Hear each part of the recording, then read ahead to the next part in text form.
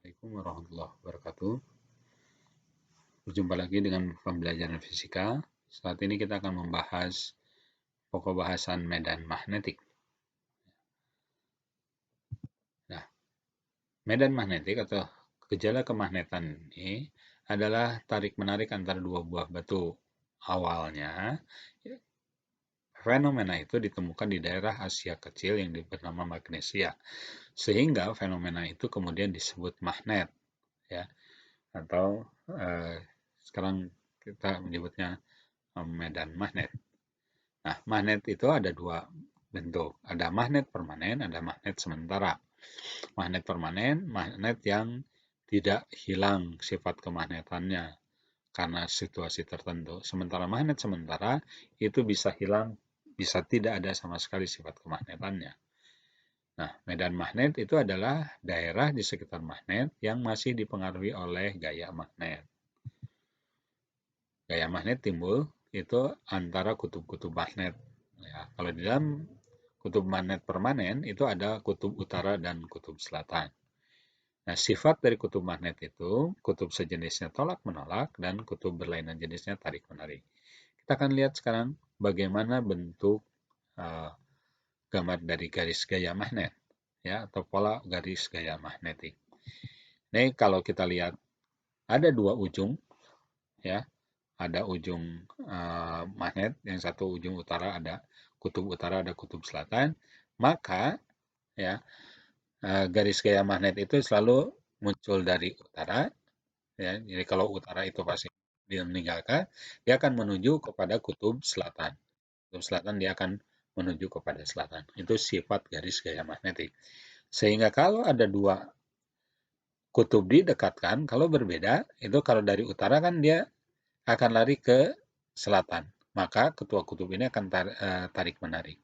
Tapi kalau utara dengan utara, karena dua-duanya mengeluarkan kutub, maka ini akan tolak-menolak. Atau misalkan juga selatan dengan selatan.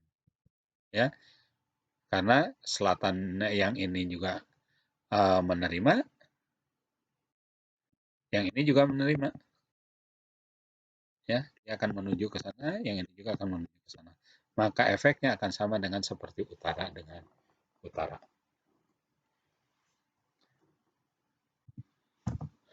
Ya. Nah, Hans Christian Ørsted yang hidup pada tahun 1777 dan sampai 1851 menemukan jala kelistrikan dan kemagnetan bersama-sama. Dan gejala kemagnetan di sekitar penghantar berarus listrik. Nah, Ørsted ketika menyimpan kompas di dekat penghantar, ketika tidak ada arus listrik yang melewati penghantar itu, arah kompas itu tidak menyimpang. Tetapi ketika ada arah arus listrik, ya, dialiri arus listrik dari utara ke selatan, maka dia akan menyimpang ke kanan, sedangkan kalau dari selatan ke utara, maka kutub utaranya akan menyimpang ke sebelah kiri. Nah, bagaimana menentukan arah garis gaya magnet? Artinya di sini ya, timbul medan magnet yang menyebabkan pergeseran arah utara-selatan kompas itu. Nah, ini kaidah tangan kanan. Ya, pada penghantar kalau yang lurus itu maka ibu jari itu menunjukkan arah arus listrik, sedangkan lipatan jari-jari tangan kan yang lainnya itu merupakan arah medan magnet, arah B.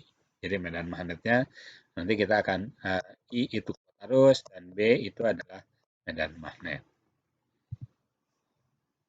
Nah, kaidah tangan kanannya untuk penghantar lurus, ibu jari menunjukkan arah arus listrik, ini arah arus listrik, dan lipatan jari-jari lain-lain menunjukkan arah garis gaya magnetik. Ya.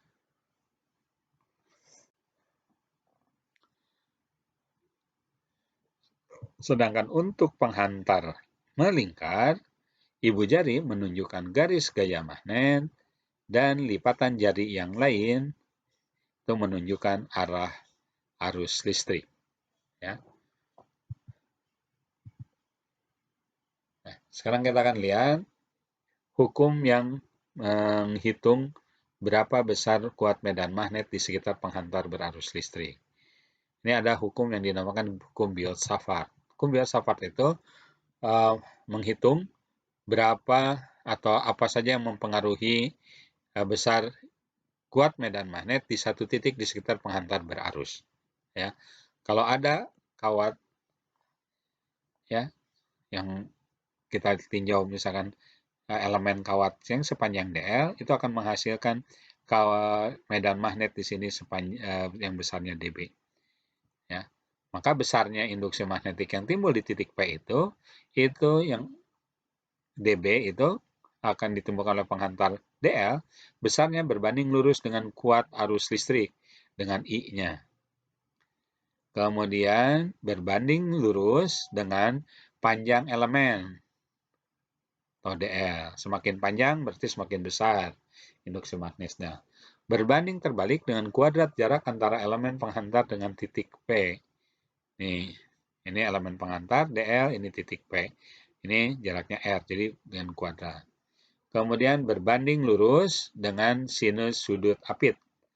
Ini sudut apit antara arah arusnya ke sebelah sana, dengan garis hubung P dengan DL. Ini. Ya, ini sudutnya theta. Maka ini DL sin theta. Secara matematis dituliskan dB sama dengan mu0 per 4V kali I DL sinus theta per R kuadrat. Ya, dengan mu0 itu sama dengan 4V kali 10 pangkat minus 7 Tesla per meter ampere. Atau sama dengan sekian. Nah, mu0 ini adalah mu0, permeabilitas ruang hampa, konstanta yang menunjukkan sifat kemagnetan medium ruang hampa. Dan selain itu, kalau mediumnya bukan ruang hampa, maka biasanya dibandingkan antara permeabilitas medium tersebut dengan ruang hampa. Nah, permeabilitasnya disebut permeabilitas medium. Ya, permeabilitas relatif itu mu R itu sama dengan mu dibagi dengan mu0. Atau dengan kata lain, mu itu sama dengan mu R dikalikan dengan mu0. Ya. Jadi, semua mu0 nanti akan diganti dengan mu kalau kejadian itu atau terjadi pada medium bukan udara atau bukan ruang hampa. Kita lihat sekarang medan magnet oleh penghantar lurus berarus listrik yang panjangnya tak berhingga. Ya. Ini kalau kita gambar, ada kawat panjangnya sangat panjang dialiri arus listrik I. Ya, arahnya dari kiri ke kanan, maka arah B-nya itu adalah ini arah B-nya, arah kuat medan magnetnya, ya, ke arah luar besarnya adalah mu0 kali I per 2VA. Ya, dengan B besar medan magnet atau kuat medan magnet. Ini disebut juga kuat magnet. I arus listrik ampere, A jarak titik ke kawat dalam meter, dan mu0 adalah 4V kali 10 pangkat minus 7 Weber per ampere. Nah, dari mana ini Tesla? Kan di sini hanya Weber. Nah, Tesla, 1 Tesla itu sama dengan 1 Weber per meter kuadrat. Ya. Contoh soal. Sebuah kawat lurus dialiri arus 2 ampere. Tentukan besar medan magnet pada titik yang berjarak 5 cm. Kemudian yang B, berapakah besar medan magnet pada jarak 10 cm dari kawat? Jawabnya. Diketahui I-nya adalah 2 ampere. Kemudian masukkan rumusnya ke rumus ini. Maka akan dihasilkan 8 kali 10 pangkat minus 6 Tesla. Atau ini kita bisa tulis juga 8 kali 10 pangkat minus 6 Weber per meter. Atau kalian juga nanti Jangan heran, ini ditulisnya 8 mikrotesla. Ya. Kemudian jarak 10 cm. Nah, kalau jarak ini di 2 kali lipatkan, maka B-nya ya, ini itu akan jadi setengahnya karena B berbanding terbalik dengan A. Kalau A-nya 2 kali lipat, maka B-nya adalah 1/2 kali lipat. Ya, maka B-nya sama dengan setengah kali 8 kali 10 pangkat minus 6 Tesla. Hasilnya sekian. Ya, 4 kali 10 pangkat minus 6 Tesla. Berikutnya, medan magnet oleh penghantar melingkar berarus listrik. Ya, kita lihat gambar begini. Ini oleh satu putaran atau satu lilitan. Ya, sumbu lingkaran. Ini sumbu lingkaran. Ini sumbu lingkarannya pada arah X. Ya, sumbu lingkarannya pada arah X. Nah, kemudian ini pusat lingkarannya ada di O, kemudian titik P berada pada sumbu lingkaran yang berjarak B. Nah, berapakah sekarang kita menghitung B di O, berapa, B di titik P berapa. Nah, B di titik O itu bisa mu 0 kali I per 2A. Ya, dengan A jari-jari lingkarannya. Ya. Sedangkan B di titik P, ya ini diturunkan B0 kali sinus pangkat 3 theta. Dari mana Pak ini? Ini diturunkan dari hukum Biot-Savart. Tapi karena matematikanya agak jelimet dan tidak akan ditanyakan, kita hanya menggunakan rumus yang sudah jadi. Ya, dengan sinus theta itu adalah A dibagi akar A kuadrat ditambah B kuadrat. Ya, sebetulnya kalau misalkan nanti B-nya sama dengan 0, maka A itu sama dengan A per akar A. Ya, jadi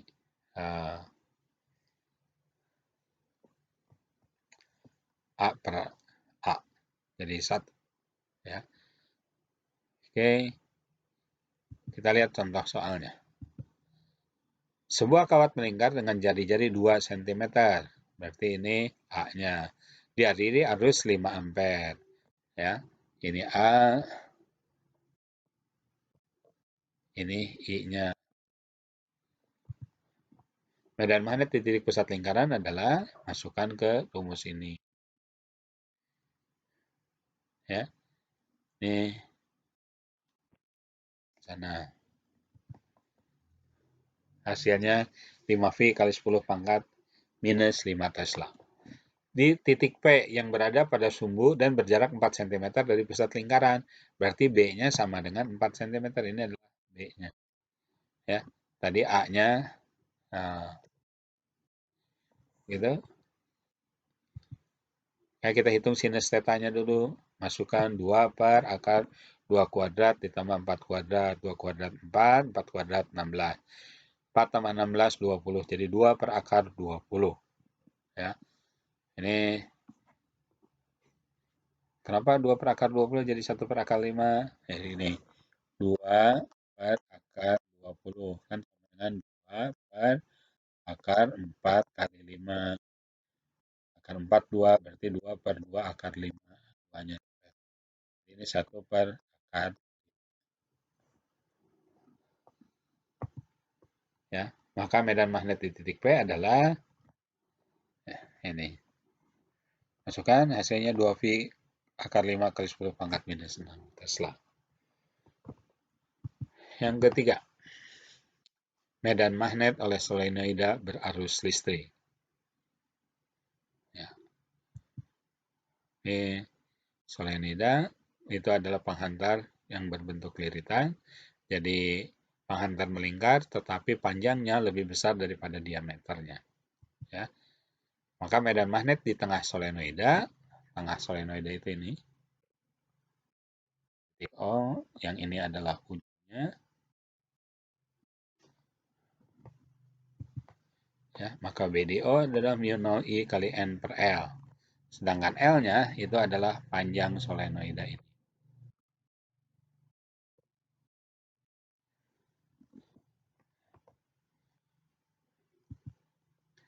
Nah, medan magnet di ujung solenoida itu BU sama dengan setengah dari BO. Atau kalau kalian ingin menuliskan, maka BU itu sama dengan mu 0 kali I kali N per 2L. Ya, dengan BO, BU, N, dan L ada seperti itu. Ya, medan magnet di tengah solenoida, ini satuannya Tesla.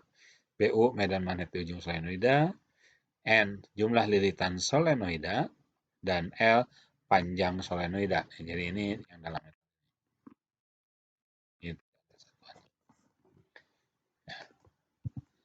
Dan kita lihat contoh soal. Solenoida terdiri dari 10 lilitan tiap sentimeter. Jadi ini 10 lilitan per 1 sentimeter. Dialiri arus 8 ampere. Tentukan medan magnet di tengah solenoida. Rumusnya ini. Ya, B mu 0 I kali N per L. Ya, tadi N per L-nya 10 lilitan tiap sentimeter. Atau kalau ini di bawahnya dibagi 100, atau kalau ingin jadi 1 meter, ini berarti 1000 per 1 meter. Ya. Nah, dimasukkan, hasilnya 4V kali 10 minus 7 kali 8 ampere kali 1000. Hasilnya 3,2 V kali 10 pangkat minus 3 Tesla. B. Di ujung solenoida. Di ujung solenoida sama dengan setengah dari besar induksi magnetik di tengah-tengah solenoida. Jadi B sama dengan setengah B0. BU itu setengah B0. Dimasukkan, hasilnya 1,6 V kali 10 pangkat minus 3 Tesla.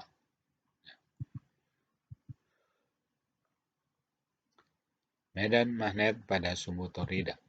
Toroida itu adalah penghantar yang bentuknya seperti solenoida, tapi dilengkungkan membentuk satu lingkaran tertutup seperti ini.